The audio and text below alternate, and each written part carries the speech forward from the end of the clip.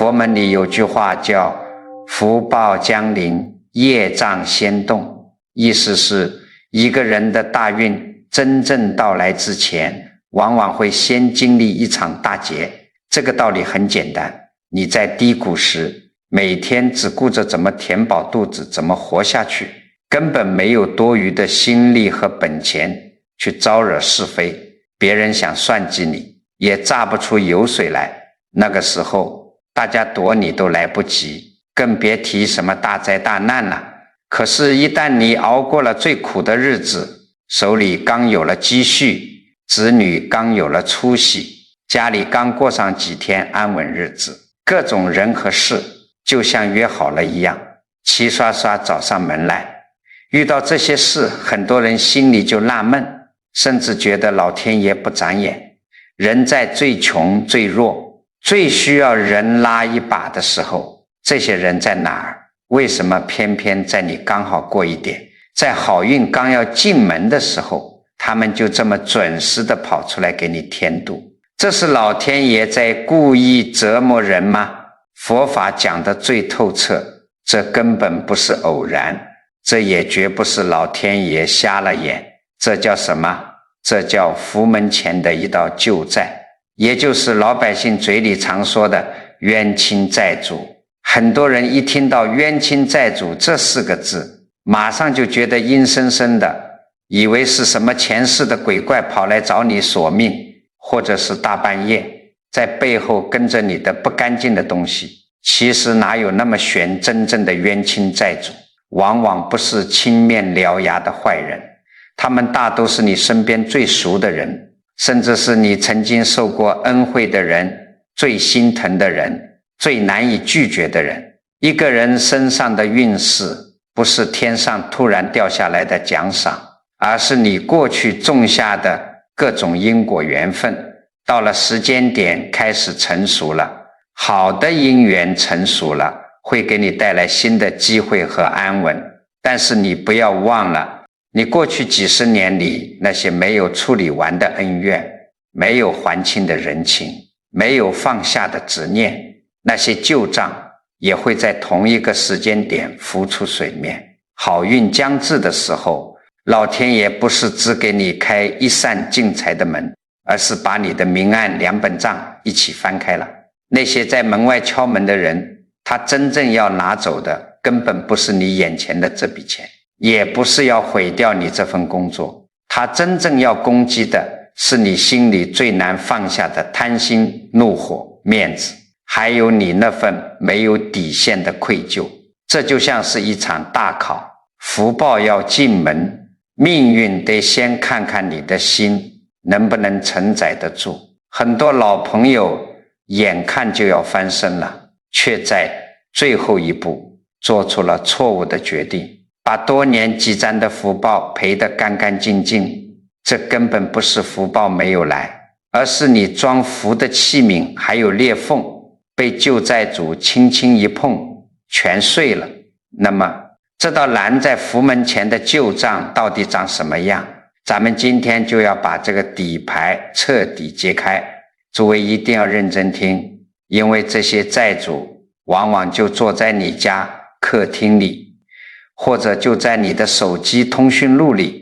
咱们先来看看冤亲债主最常换的是哪几张最容易让你上当的脸。很多人防备心很重，觉得只要我不去招惹是非，坏人就坑不了我。其实你错了，冤亲债主从来不以张牙舞爪的坏人面目出现。你想想看，如果一个满脸横肉拿着凶器的仇人站在你家门口，你肯定马上反锁大门报警了，对不对？这种明面上的坏人其实伤害不了你，因为你对他有12分的防备。真正的冤亲债主往往是低着头的，他走到你面前的时候不仅不凶，反而显得极其可怜，极其无助。这也就是旧债最喜欢换的第一副面孔。那个让你最心软的人，他可能是你多年不联系的亲戚，可能是你以前帮过但一直没出息的朋友，他找到你就坐在那里倒苦水，说自己走投无路了，家里揭不开锅了。他其实是在向你传递一个什么信号呢？他在告诉你，你现在日子好过了，我却这么惨，你要是不帮我，你就是个没有良心的人。他利用的根本不是什么武力，而是你心里的那份愧疚感，是你那份害怕被别人指指点点，害怕背上绝情骂名的恐惧。有位张大姐是个单亲妈妈，早年丈夫游手好闲，在外面欠了一屁股烂账，两人离了婚，她一个人带着女儿，吃了千辛万苦，盘下了一个很小的铺面开面馆，每天凌晨4点钟就起来熬骨头汤，苦熬了7、8年，这面馆的生意终于越做越火。更让她高兴的是，女儿争气，考上了一所很好的大学，眼看着苦日子熬到了头，这可以说是她人生中运势最好，马上就要扬眉吐气的时候了。可就在这个时候，她那个消失了好几年的前夫找上门了。这男人回来的时候落魄到了极点，一身衣服脏兮兮的，看着就像个街头流浪汉。他一进门就扑通跪在张大姐面前，哭着说自己在外面被人骗了，现在一身的病连个住的地方都没有。他求张大姐说不要名分也不要钱，就让他在面馆后厨洗洗碗打打杂，能混口饭吃就行。佛法里讲，这个时候就是人的习气开始翻腾了。张大姐心里一方面觉得毕竟是孩子的亲爹，看着实在可怜，另一方面她心底其实有一种很隐蔽的虚荣心，她想让这个当年抛弃她的男人看看，离开你我过得多好，我现在是个大老板了，我可以像施舍外人一样施舍你。就在这种夹杂着心软和虚荣的心态下，张大姐把他留在了店里，这一留就留出了大祸。起初1、2个星期，这男人确实老实，抢着干脏活累活，但张大姐的退让让对方摸清了他的底线。没过多久，这男人就开始偷偷拿收银台里的零钱。张大姐发现过几次，但她觉得既然留都留了，为了这点零钱闹起来难看，又是当着女儿的面，她就选择了睁一只眼闭一只眼。可就在女儿开学前的一天晚上，张大姐把给女儿准备好的大学学费和生活费厚厚一沓现金放在了卧室的抽屉里。那天深夜，她听到外面有动静，起来一看，前夫正蹑手蹑脚的把那沓钱往自己兜里塞，连行李都打包好了，准备连夜跑路去赌场翻本。张大姐气得浑身发抖，冲过去死死堵住门，掏出手机就要报警。如果是正常人，这时候肯定要夺门而逃了，但这男人太懂张大姐的死穴在哪儿了。他一看跑不掉了，突然往地上一跪，死死抱住张大姐的腿，痛哭流涕地说，我知道我不是人，但我在外面欠了赌债，如果今晚拿不出这笔钱，他们明天就会来砸了你这个面馆，你们娘俩以后也别想过安稳日子，你报警抓我吧，让我去坐牢。可是你得替女儿想想啊，她刚考上好大学，如果有个因为偷窃坐牢的爹，她以后怎么办？她还能找好工作吗？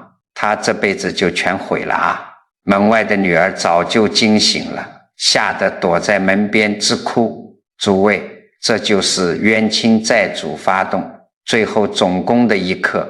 在那个昏暗的房间里，张大姐听着前夫那番句句戳心的话，看着吓坏的女儿，她心里的那道防线彻底崩溃了。她太害怕失去眼前的安稳，太害怕女儿的前途受影响，那份毫无底线的所谓心软最终占了上风。她长叹了一口气，松开了堵在门口的手，流着眼泪说，这钱你拿走，就当我还了上辈子欠你的债，你永远别再回来。他终究没有报警，他以为这叫破财消灾，这事就算过去了。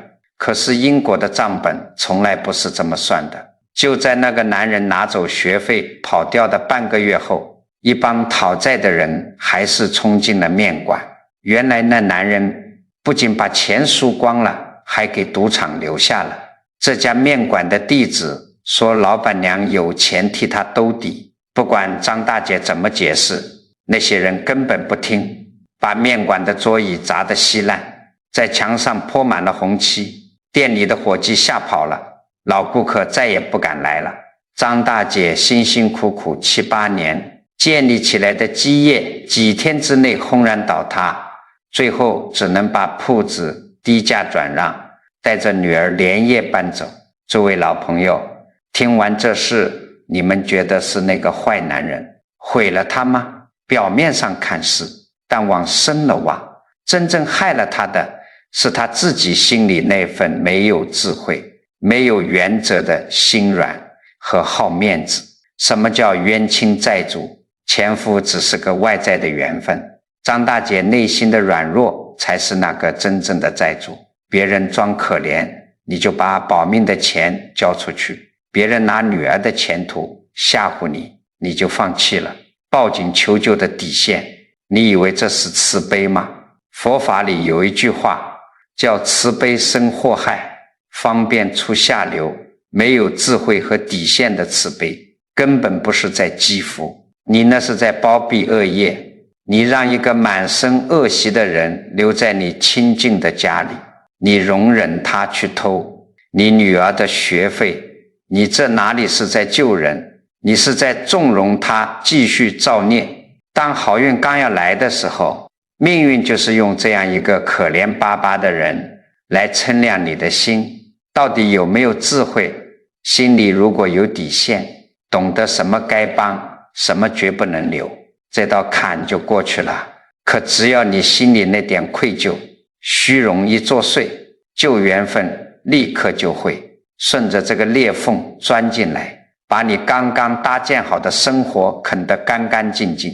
你以为看透了装可怜的，这关就算过了吗？没有。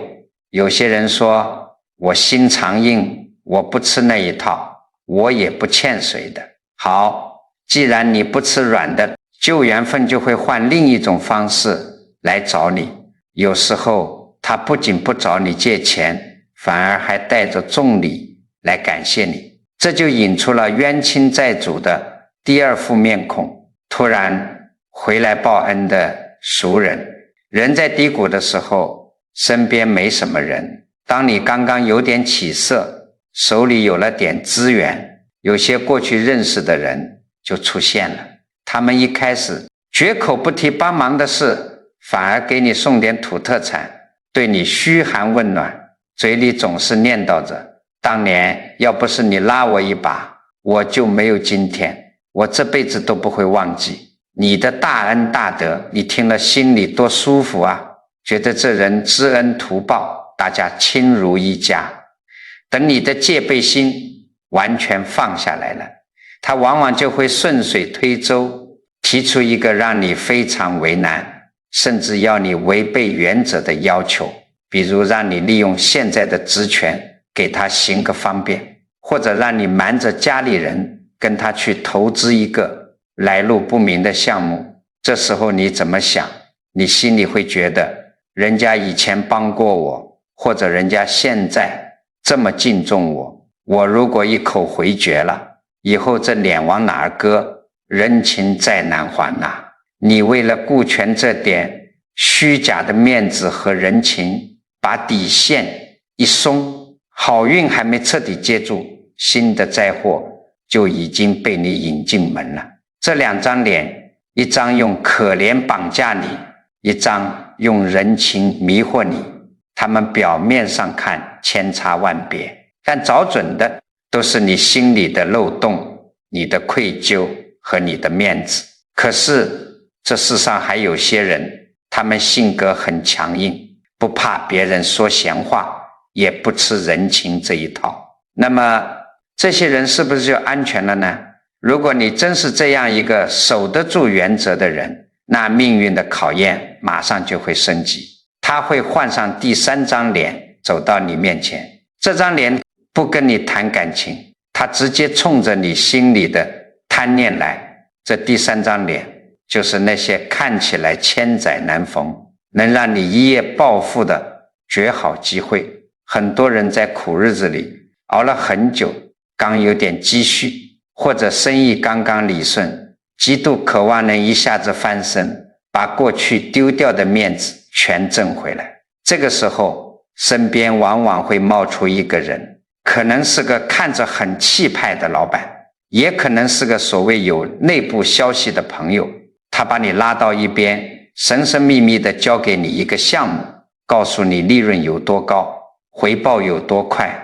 但是你注意，这种带着业债来的机会都有几个共同的特点。第一，他一定会催你，告诉你名额有限，逼你当场拍板，绝对不给你回家冷静思考的时间。第二，他一定会让你隐瞒，告诉你这事千万别跟你家那口子说，也别跟外人提。第三，他往往踩在道德或者法律的灰线边缘，需要你稍微说点谎，或者稍微坑一下别人。面对这种天降横财，你怎么选？很多人心里的贪欲一下子就被勾起来了，心里想着我都苦了这么多年了，老天爷总算开眼补偿我了，撑死胆大的，饿死胆小的。结果你为了赚这笔快钱，瞒着家里人把养老本砸了进去，或者为了拿回扣签了一份没良心的合同。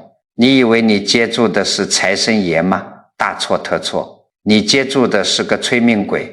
这种机会根本不是天意给你的补偿，而是在称量你的底线。人一旦为了利益开始欺骗或者伤害无辜，你那个本来就不厚实的福报还没端稳，新的恶业就已经造下了，钱没赚到手，人先进去了，或者家底彻底赔光了。这就是命运拿贪欲来收你的旧账。那要是你不贪财呢？你这人是金钱如粪土，从来不占便宜。好，冤亲债主马上就会记出。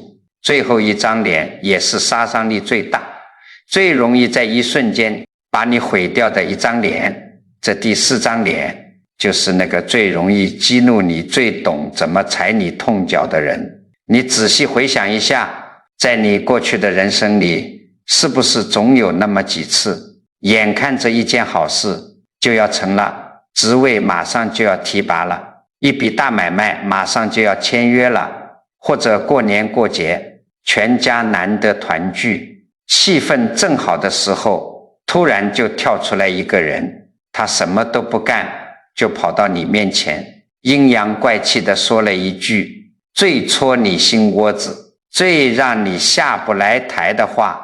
他太知道你最在乎什么了，你最要面子，他就当众揭你的短；你最护犊子，他就偏偏挑剔你的孩子。这个时候绝大多数人都咽不下这口气，心想我凭什么受你的窝囊气？我现在混得不比你差，我今天非要跟你拼个鱼死网破不可。于是你怒火冲天，不管不顾地拍桌子骂街，甚至跟人动起手来。结果呢，你这一闹，领导看在眼里，觉得你这人性格暴躁，难当大任，提拔的名额直接换了人。你这一闹，合作伙伴觉得你情绪不稳定，快签的合同作废了。你这一闹，好好的一顿团圆饭砸了，夫妻反目，亲戚结仇。这就是佛法里常说的那句老话，一把无名火烧毁功德林。你辛辛苦苦攒了好几年的好人缘、好口碑、好运势，就像一片长得很茂盛的树林，结果被你心里这把压不住的怒火轰的一声烧得干干净净。那个激怒你的人拿走你银行卡里的钱了吗？没有。他抢走你的房子了吗？也没有。他只是扔了一根火柴，是你自己心里的那桶炸药，把自己刚刚要开的福门给炸塌了。这在佛法里叫做口债和嗔恨债。唐代的历史上有个鼎鼎大名的大诗人，也是个大官员，叫刘禹锡。这人是个绝顶聪明的天才，极有治国的抱负，但他早年因为参与朝廷的改革失败，得罪了权贵，被一下子贬到了极其偏远的贫困地区，当了个小小的司马。这一贬就是整整10年。10年啊，诸位，一个人人生中最年富力强，最能干事的时候，全在荒山野岭里熬过去了。好不容易熬了10年，老皇帝驾崩，新皇帝登基。新皇帝想起朝廷里还有这么一号人才，大笔一挥，把刘禹锡召回了京城长安，准备要重新委以重任。这对于刘禹锡来说叫什么？这就叫大运将起。10年的霉运走到了头，福门马上就要彻底敞开了。只要他能稳稳当当的接住这个机会，他后半生绝对是位极人臣，能实现他一肚子的抱负。可是当刘禹锡满怀希望的回到长安城，准备大干一场的时候，他的业债，他的模考也准时准点地跟着他一起进城了。刘禹锡回到京城一看，心里极其不平衡。为什么？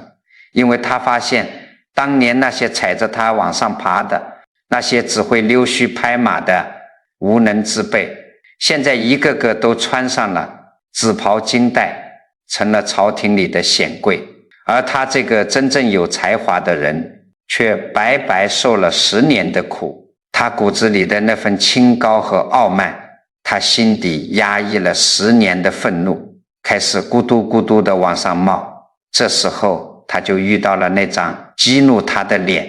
其实这张脸不是某一个具体的人，而是长安城里的一处风景。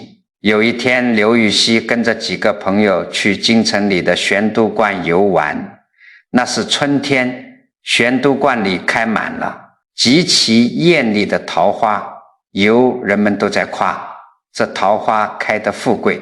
刘禹锡就问旁边的人，这道观里以前没有桃树啊，这是谁种的？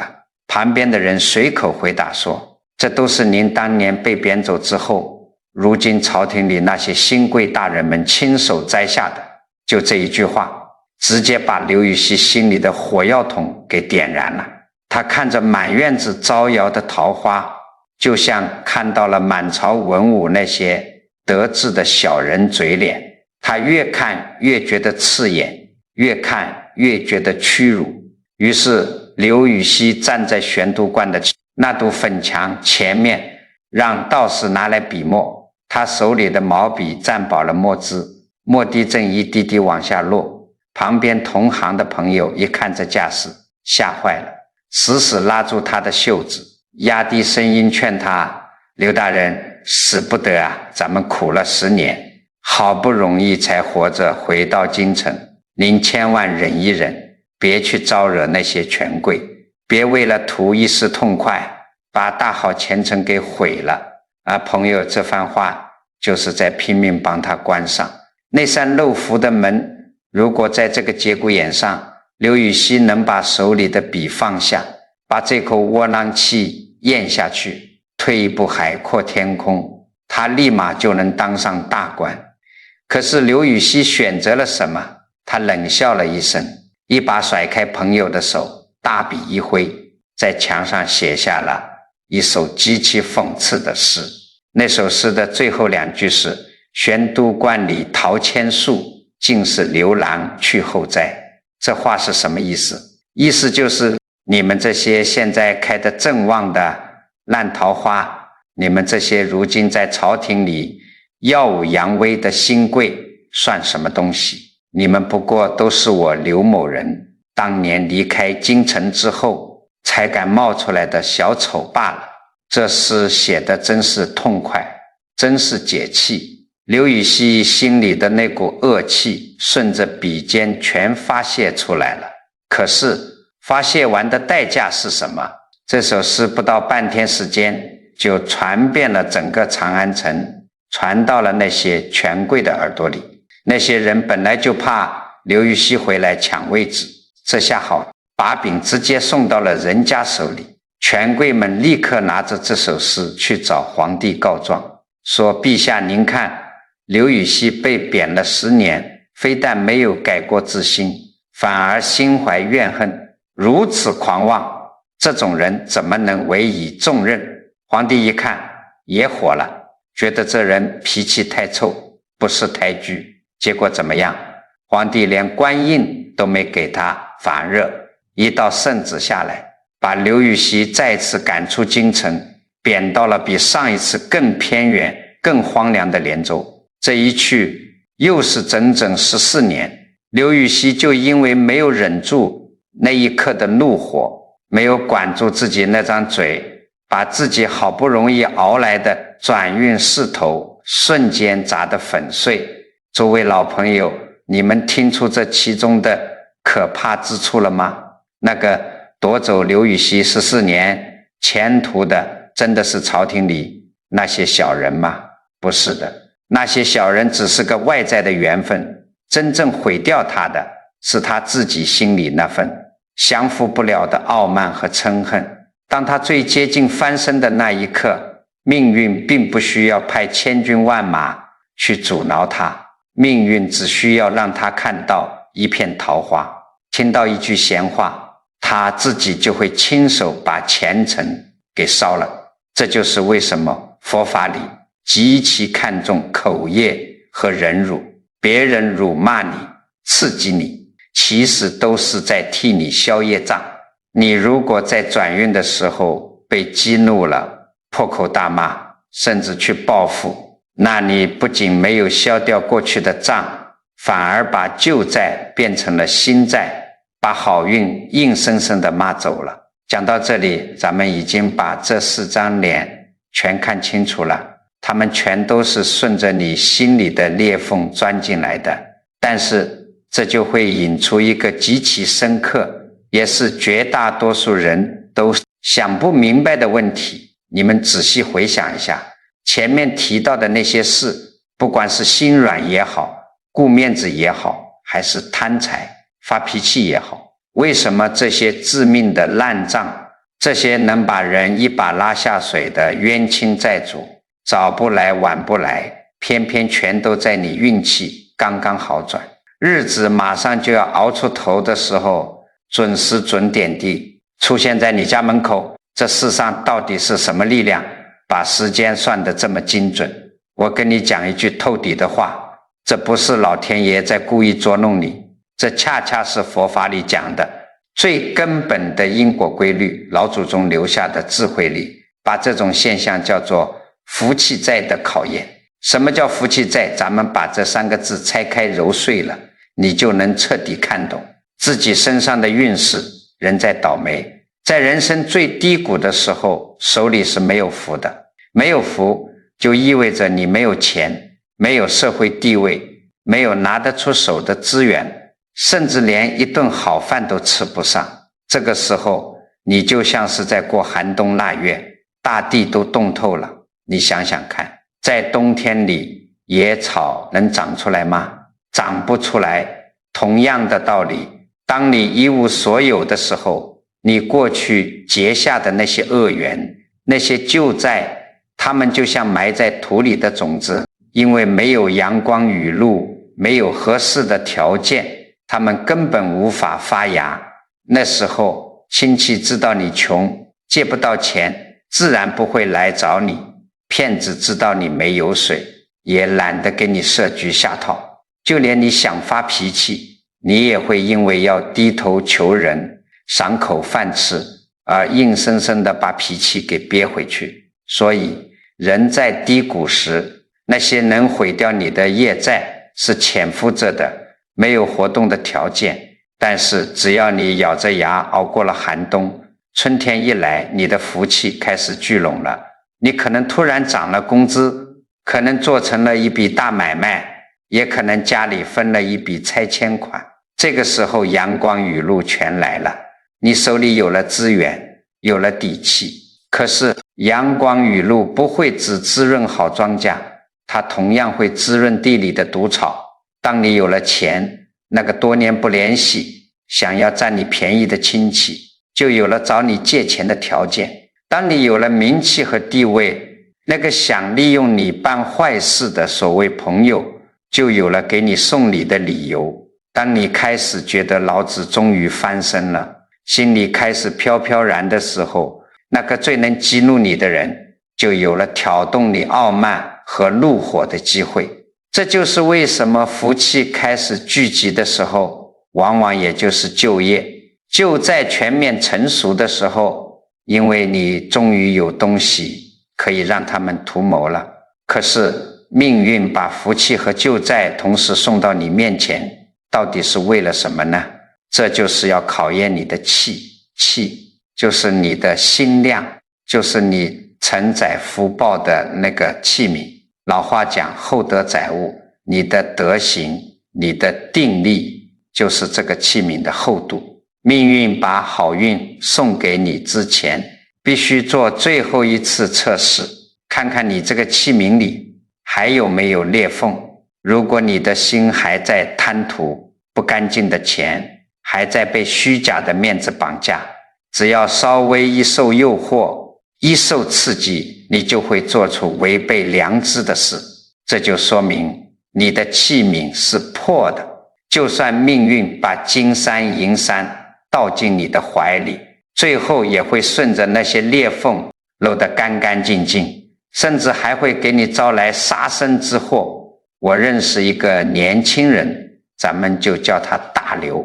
大刘是个在城里打拼的房产中介，农村出来的孩子，家里底子薄，他干了整整5年，每天起早贪黑带人看房，磨破了不知道多少双鞋，但因为人太老实，不会使那些花花肠子，业绩一直平平。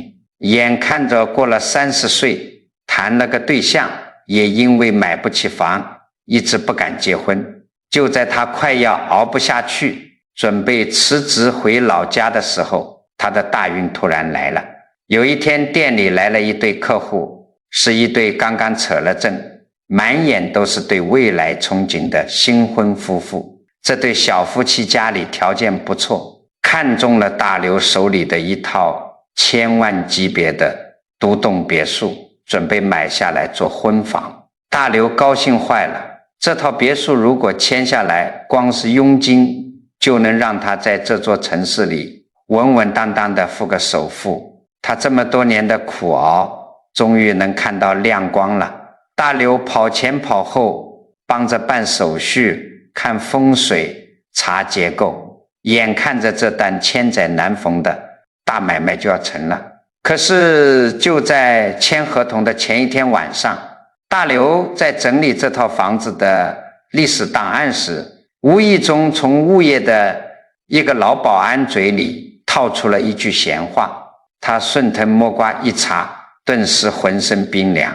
这套装修的富丽堂皇的别墅，在半年前发生过一起极其惨烈的恶性事件，原房主的亲属在屋里上吊没了。也就是说，这是一套老百姓最忌讳的凶宅。房东为了急于脱手，故意隐瞒了所有的信息，还把房子重新粉刷了一遍。大刘当时心跳的就像打鼓一样，他马上跑去找那个房东对峙。房东是个在社会上混了很久的老油条，他看着满头大汗的大刘，一点都不慌，反而把大刘拉进包厢，关上门，压低声音说：小伙子，这是天知地知你知我知，只要你明天在签约桌上闭紧嘴巴，当作什么都不知道，把这单生意做成了，我不但给你正常的佣金，我私底下再给你包一个双倍的大红包。有了这笔钱，你还愁买不起房吗？房东顿了顿，眼神变得很冷，接着说，但你要是敢多嘴，我一句话就能让你的中介公司开除你，到时候你1分钱拿不到，卷铺盖滚回老家，你舍得吗？诸位，这就是冤亲债主，这就叫业债现前了。表面上看，这是一笔让人发狂的横财，是一个让你少奋斗10年的绝好机会，但实际上这就是命运在称量大刘的这颗心。他在问大刘，为了买套房，你愿不愿意把自己良心卖掉？你愿不愿意把2个无辜年轻人的下半辈子推进一个火坑里？大刘那天晚上在出租屋里抽了整整1包烟，一夜没合眼。他太需要这笔钱了，他太想在这座城市扎根了。只要他明天装个傻，点个头，他想要的一切马上就能变成真的。第2天上午，签约室里，房东坐在对面，那对新婚的小夫妻手挽着手坐在大刘身边，女方满脸红晕地拿着房屋平面图，指着其中一个朝南的房间，对男方说，老公，这间房采光最好，以后咱们生了宝宝就把这间做婴儿房，好不好？男方满眼宠溺的连连点头，拿起桌上的签字笔，准备在千万级别的购房合同上落下自己的名字。那一刻，签约室里安静极了。大刘手里端着一杯茶，他的手抖得连茶杯盖子都在磕碰作响。房东在对面死死地盯着他，眼神里全是警告和催促，眼看着男方的笔尖就要碰到纸面了。大刘的脑子里突然闪过一句话，那是他农村老父亲从小教他的，咱穷死也不能赚那种让人戳脊梁骨的断子绝孙钱，赚了那种钱，夜里会有鬼敲门的。就在笔尖落下的那一瞬间，咣当一声巨响，大刘手里的茶杯被他狠狠地砸在了桌子上，滚烫的茶水瞬间把那份合同泼得一塌糊涂，所有人全惊呆了。大刘一把拉起那个男方的手，声音发颤但斩钉截铁地说，这房子不能买，跟我走。说完，他不顾房东在后面，气急败坏的破口大骂，硬生生把那对新婚夫妇拉出了中介公司的大门。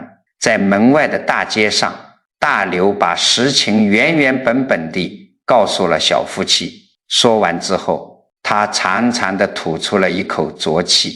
虽然知道自己的工作保不住了，也知道那笔巨额佣金彻底飞了，但他觉得心里那块石头落地了，前所未有的踏实。后来怎么样了呢？房东大发雷霆，不仅搅黄了生意，还去大刘的公司闹。老板为了平息事端，当天就把大刘给开除了。大刘收拾行李，本以为自己这辈子的好运就这么断送了，准备买车票回老家。可是因果的账本上面写得清清楚楚，你拒绝了一次不该拿的钱，看似失去了一个大机会，实际上你是在替自己未来的大福报死死地守住了门。1个月后，那对新婚夫妇四处打听，终于在老家的村口找到了。正准备下地干活的大刘，他们不仅带了重礼，还带来了女方家里的长辈。原来女方的家族在这座城市里做着极大的实业，正需要购置一大批厂房和员工宿舍。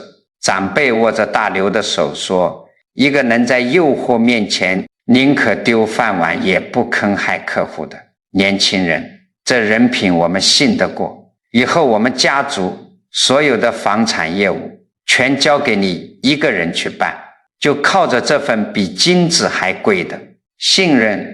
大刘不仅重新回到了城里，后来还干脆自己当老板，开办了一家口碑极好的中介公司。如今早就买房买车，老婆孩子热炕头，日子过得极旺。诸位老朋友，你们仔细品一品这个事。大刘在签约桌上遇到那个极其痛苦的抉择，那就是命运对他的模考。这就像是佛经里讲的，修行人在快要得到、快要觉悟的那个关键时刻，魔王就会派出手下，化作各种财宝、美女或者恐怖的景象来考验你，到底有没有资格成佛。模考最重的时候，往往不是因为你离光明最远，恰恰是因为你已经走到了光明的门口，命运想让你发大财、享大福，但他得看看你接不接得住。如果当时大刘贪了那笔黑心钱，签了字，福气进门了吗？进门了，他拿到了钱，但他的器皿瞬间就碎了，他把人家新婚夫妇坑了一辈子，这就造下了极重的恶业，结下了极深的怨恨。这笔恶业会变成新的债主，一直跟在他身后。他拿着那笔沾着别人眼泪的钱，能过得安稳吗？绝对不可能。早晚有一天，这些钱会连本带利，以生病、灾祸或者更惨烈的方式，让他吐得干干净净。他拒绝了诱惑，看似当时受了委屈，丢了饭碗，但他把心里的贪欲彻底降服了，心底无私，天地宽。他保住了自己干净的家风和人品，这才迎来了后面能够源源不断生财的真福报。一个人想走进新的生活，想过上好日子，却如果依然在用过去那种占小便宜的贪心，爱听好话的虚荣，一点就着的旧脾气去处理事情，那你前面那条新的路一定会被你自己的旧习气重新带回到原来的苦日子里去。讲到这里，很多老朋友心里可能就开始打鼓了。大家会想，您讲的我都听懂了，可是回到现实日子里，事情往往是混在一起的。比如我亲弟弟真遇上难事了，来借钱，我到底是借还是不借？比如一个朋友拉我投资，看着挺正规的，这到底是真机会还是来要账的业债？我总不能草木皆兵，把所有的亲戚朋友都当成冤亲债主防着吧。如果是正常的家庭责任，我也不能拿这是业债当借口，全都推脱不管啊！问得非常好。学佛法最怕的就是学糊涂了，把什么事都往神神叨叨的地方扯，自己该负的责任不负，最后变成了一个六亲不认、不讲人情味的人。真正的冤亲债主和普通的人际矛盾，和我们正常的家庭责任是有着极其严格的区别的。那么咱们普通人在生活中遇到一件事，遇到一个人来求你的时候，到底该怎么去分辨？怎样才能一眼看穿这到底是该帮的善缘，还是拉你下水的业债考验呢？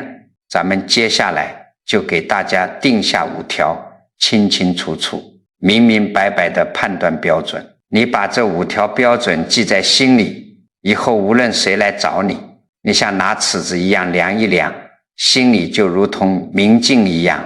这第一看他是不是在重复同一个旧剧本。业力是什么？业力其实就是你身上改不掉的一种习惯。如果你这辈子总是因为心软借钱给别人而吃大亏，那么在你转运之前，一定会有一个人跑来找你借钱。如果你这辈子总是因为好面子给别人做保而倾家荡产，那马上就会有人拿着合同来夸你仗义。人可能换了一张脸，但事情的味道是一模一样的。每次你都在快要变好的时候被同一类关系拖回泥潭，这就叫旧剧本重新上演，这就是业债。第二，看他是不是正好抓住了你最弱的地方。冤亲债主从来不跟你硬碰硬，他专往你心窝子最软最虚的地方捅。你最怕别人说你不孝顺，他偏偏就拿长辈的脸面来压你。你最怕亲戚说你绝情，他就一把鼻涕一把泪的跪在你面前。你最怕错过发财的机会，他就把这个所谓的机会包装得天花乱坠，他把你心里的弱点拿捏得死死的，这绝对不是什么正常的缘分。第三，看事情是不是逼你立刻决定。诸位记住，真正的善意是经得起时间考验的，是允许你回家冷静思考，跟老伴和子女商量的，越是好机会越不怕等。凡事不让你冷静，死死催着你当场拍板，甚至神神秘秘地告诉你千万不能告诉家里人的事，十有八九是冲着你的口袋和福报来的圈套。第四，看答应这件事是不是要你破坏原则。什么是原则？那是你安身立命的底线。他让你帮个忙，是不是需要你说谎？是不是需要你隐瞒伴侣？是不是需要你动用辛辛苦苦攒了一辈子的养老钱？是不是需要你伤害身边无辜的人，或者违背你早就答应过家人的事情？只要让你越过了良知和责任的底线，无论对方说得多好听，这就是债主上门来收你的福报了。这第五，也是最准的一看，你试着拒绝他一次，看他是不是立刻用愧疚和恐惧来控制你。正常人遇到难处来借钱，你客客气气地说手里紧帮不上，人家哪怕心里失望也会笑笑说声打扰了。可要是债主呢，你只要一拒绝，他立刻翻脸骂你没良心，甚至一哭二闹三上吊来威胁你。如果一段关系只能靠威胁、羞辱和道德绑架来维持，那它根本不是什么互助，那就是一条吸你精血的麻杠。这5条标准一摆出来，很多人心里就咯噔一下，能对号入座了。其实大家不要觉得委屈，不要说咱们普通凡夫俗子会遇到这种迷惑人的考验，即便是修行到了最高境界的人，在他即将要彻底脱离苦海、彻底觉悟的那一刻，遇到的魔考也是最惨烈、最直戳心窝子的。咱们来看看2000多年前，释迦牟尼佛在菩提树下即将成道的时候，经历了一场怎样惊心动魄的考验。你看懂了这场考验，你就彻底明白了什么叫转运前的魔考。悉达多太子，也就是佛陀出家前的名字，他在雪山苦修了整整6年，最后来到了一棵巨大的菩提树下，铺上草座，盘腿坐了下来。他当时发下了一个极其宏大的愿望：我今天坐在这里，如果不能参透宇宙生死的终极真理，哪怕身体粉碎，我也绝不起坐。这个时候他距离彻底觉悟成佛只差最后那薄薄的一层窗户纸了。这可以说是整个宇宙里最大的一次转运。可是就在他即将要突破这个最后关口的时候，魔王波旬坐不住了。为什么？因为悉达多一旦觉悟，就会把解脱的办法交给天下苍生，大家都不受苦了，魔王的徒子徒孙就会越来越少。所以魔王波旬必须在最后一刻把悉达多给毁掉。一开始魔王派了极其美艳的魔女去诱惑他，悉达多闭目不动，魔女的幻象就不起作用了。接着魔王又派了无数面目狰狞的恶鬼魔君，拿着刀枪剑戟，带着毒蛇猛兽去恐吓他，要把他撕成碎片。悉达多依然心如止水，那些射到他面前的毒箭全都变成了片片花瓣，硬的软的都不行。魔王波旬急了，他太清楚怎么毁掉一个修行人了。他决定祭出杀伤力最大的一招，这一招不用刀枪，专门攻击悉达多内心深处可能还残留着的那一丝亲情和愧疚。那个时候狂风大作，天昏地暗，悉达多睁开眼，突然看到几个衣衫褴褛的信士跌跌撞撞地跑过来，扑倒在他面前嚎啕大哭。信士一边吐血一边凄厉地喊：太子啊，您怎么还在这里坐着？咱们的故国被敌国攻破了，您的父亲净饭王正在被敌人严刑拷打，关在水牢里生不如死。您的妻子耶稣陀罗正在受尽乱军的屈辱。老国王哭着喊：您的名字，求您赶紧回去救救他们啊！随着信使的哭喊，悉达多的眼前甚至浮现出了老父亲苍老惨白的脸，听到了妻子绝望的惨叫声，那场面极其真实。这是一个多么狠毒的考验！如果你是悉达多，看到生养自己的父亲在受大罪，看到结发妻子在受屈辱，你的心会不会猛地疼一下？你会不会觉得，我在这里追求个人的觉悟，却让家人受这么大的苦，我还是人吗？我必须得去救他们。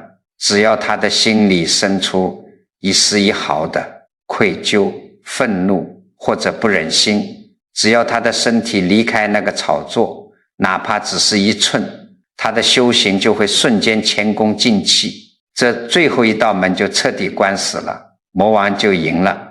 在这个最凶险的关头，悉达多是怎么做的？他不惊不怖，连眼皮都没有多眨一下。他心里清清楚楚，这是过去生生世世的恩爱眷属，贪嗔痴慢在临走前做出的最后一次反扑。眼前这凄惨的一幕根本不是真的，这全是魔王利用他心底的习气和世俗的牵挂变换出来的幻想。他知道，如果此时站起来，不仅救不了任何人，还会把自己和所有的众生永远留在苦海里。真正的慈悲不是在这个时候去顺从所谓的人情，而是要彻底斩断内心的无明。于是悉达多一言不发，伸出右手，指尖轻轻触碰了一下大地。这就是佛教里非常著名的降魔印。这一指代表着他内心的觉悟坚如磐石，大地可以为他作证，任何境遇都动摇不了他。就在他手指触地的那一瞬间，奇迹发生了，所有的幻象、凄厉的哭喊声、10万魔军，甚至那个不可一世的魔王波旬，全部像肥皂泡一样轰然粉碎，消失得无影无踪。到了下半夜，悉达多抬头看见天上的一颗启明星，大彻大悟，终于成了佛。诸位听完这个佛典里的记载，你悟到了什么？魔考最重的时候，往往就是你离光明最近的时候。魔王没有用外在的武力打败佛陀，他用的是亲情和愧疚。他企图用最让你心软的东西，把你从即将成就的宝座上拉下来。这跟咱们普通人在转运前遇到的那些亲戚来借钱，旧情人来诉苦，坏人来装可怜，是不是一模一样的道理？但是咱们在这里必须把话讲透，划清一条界限。佛法讲破除幻象，绝不是让你变成一个六亲不认、不负责任的冷血动物。如果你确确实实欠了别人的钱，那砸锅卖铁也要还，这叫本分。绝不能借口说这是魔考就逃避债务。如果你父母生病了，需要你在床前尽孝，那是你应尽的家庭责任。你不能说这是冤亲债主在拖累我。正常的意见不同，夫妻拌嘴，也不能随便把家人叫做债主。咱们要辨别和拒绝的到底是什么呢？是那些不该你背的恶缘，是那个明明自己有手有脚却天天赌博，逼着你拿养老钱去给他填坑的。所谓亲人，是那个用当年帮过你来要挟你，让你去干违法乱纪事情的。所谓朋友判断的关键，根本不在于我讨厌不讨厌这个人，而在于这件事是不是在逼我继续造业。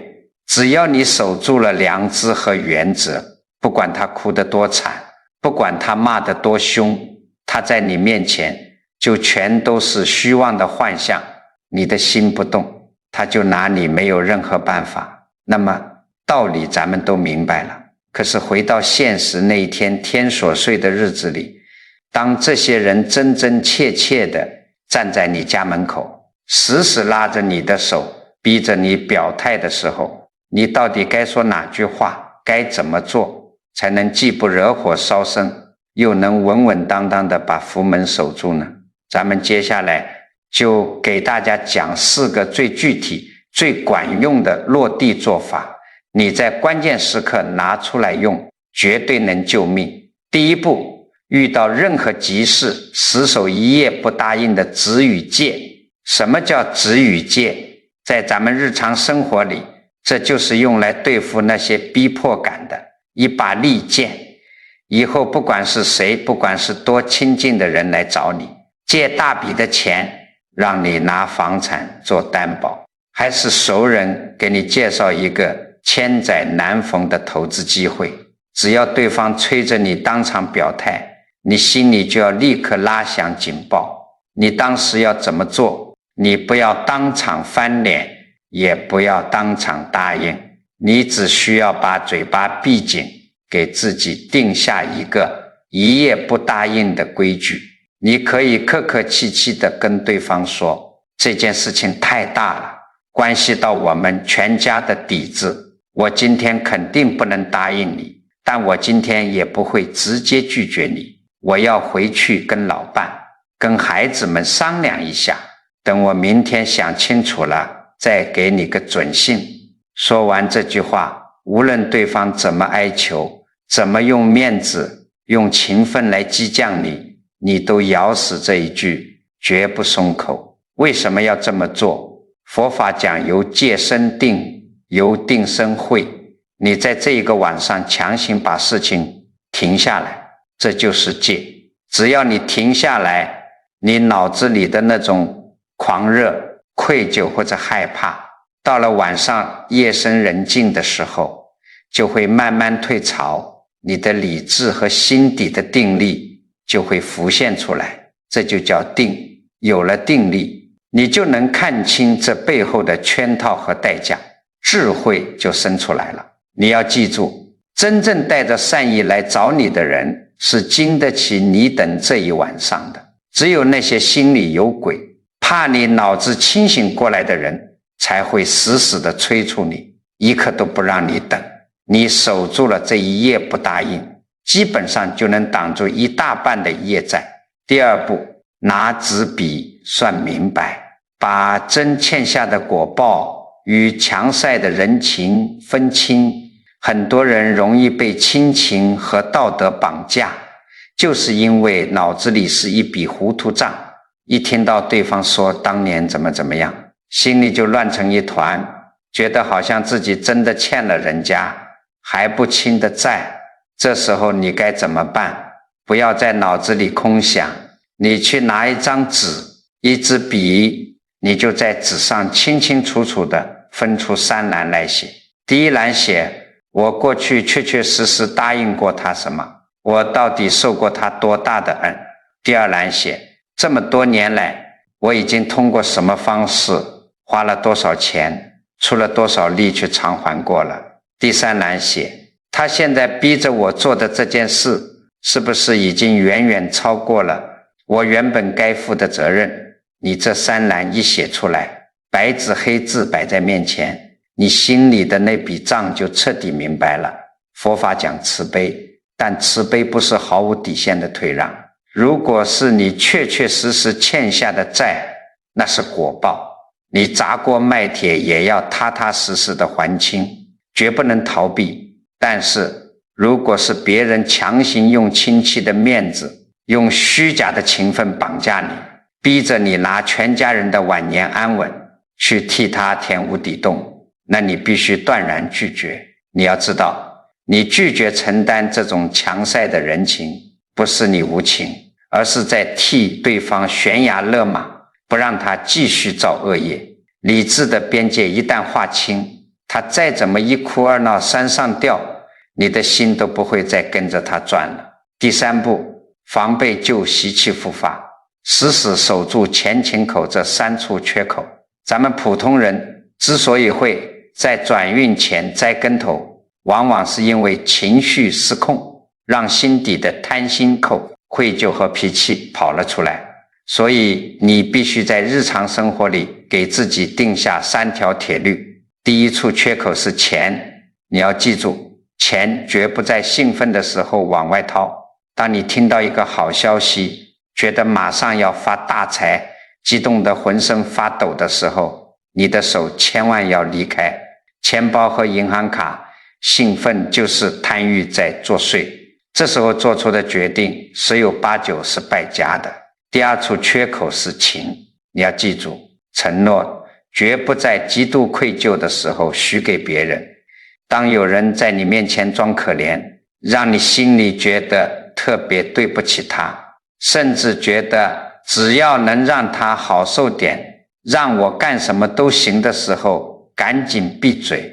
愧疚感是一种盲目的情绪，它会让你背上根本背不动的大山。